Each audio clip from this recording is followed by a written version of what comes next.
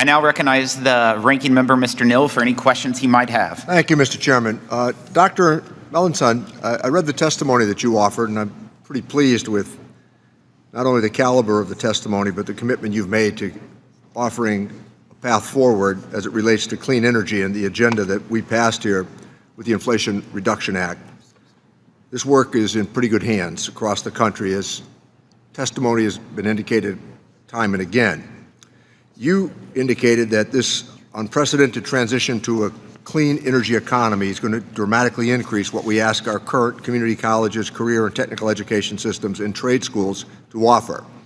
The IRA, the Bipartisan Infrastructure Bill, and the CHIPS and Science Act will support 3 million new jobs per year, most of them requiring some training beyond high school, but not necessarily a four-year college degree. That means that we need to train thousands of new electricians, truck drivers, thousands of people who can install and repair panels and turbines, thousands of people ready for advanced manufacturing jobs. So our clean energy investments depend on connecting workers with the training programs that will launch them into these well-paying, rewarding, and high-quality jobs. I did note the irony earlier of the fact that many of our Republican colleagues across the country, their congressional districts are benefiting more than anybody else from these investments. So I've been here long enough to remember another time that members of this committee made strategic investments in our community college system, which I believe most members of this committee are real champions of.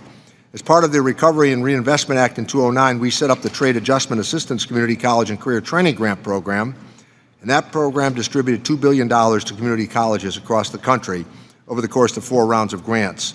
The last group of grants went out in 2018, and I hope that we can consider reestablishing that initiative.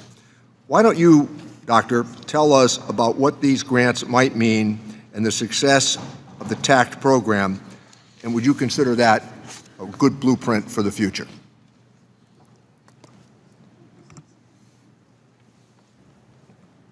Thank you, Representative Neal.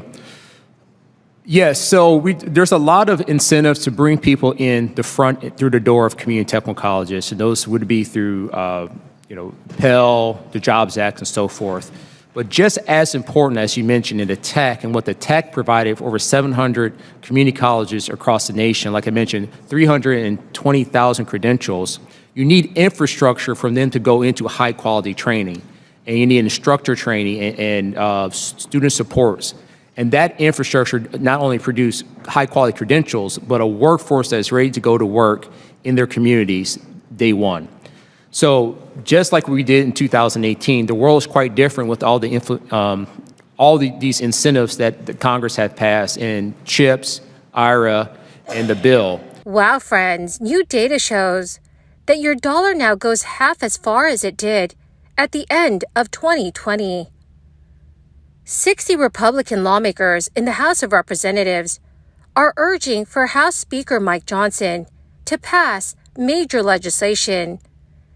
This is called the Farm Bill, and it will affect millions of Americans' monthly benefits.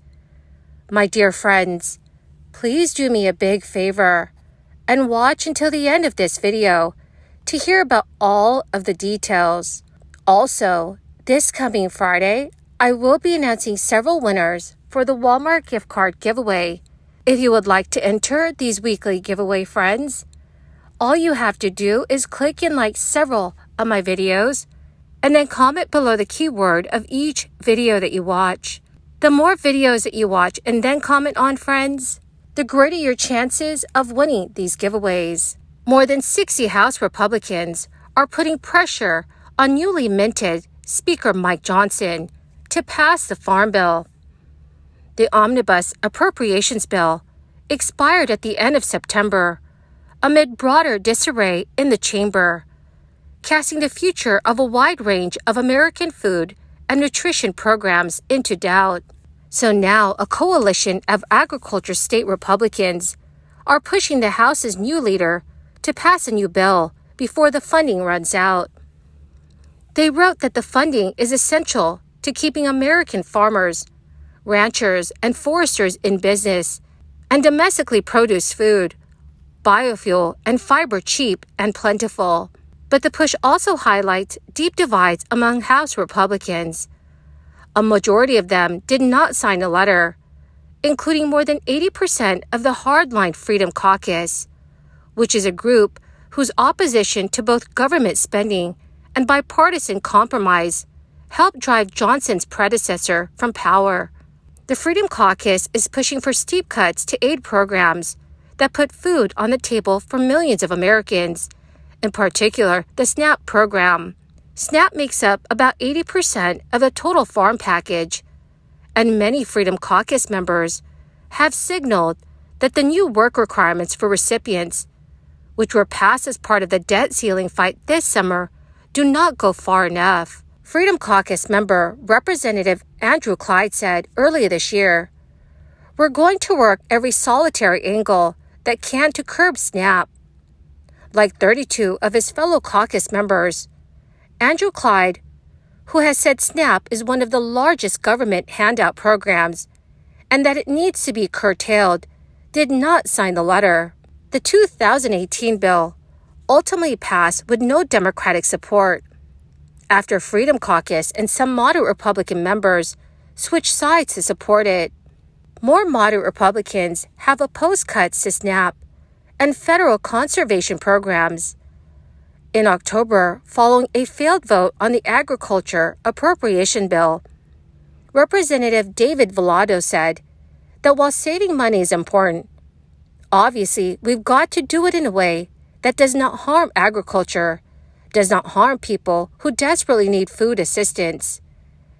So as they head into what promises to be a big fiscal fight, the signatories of the pro-Farm Bill letter sought to make the case for the Farm Bill as an economic bargain. Also, friends, the current situation for people who are trying to purchase homes is getting really tough.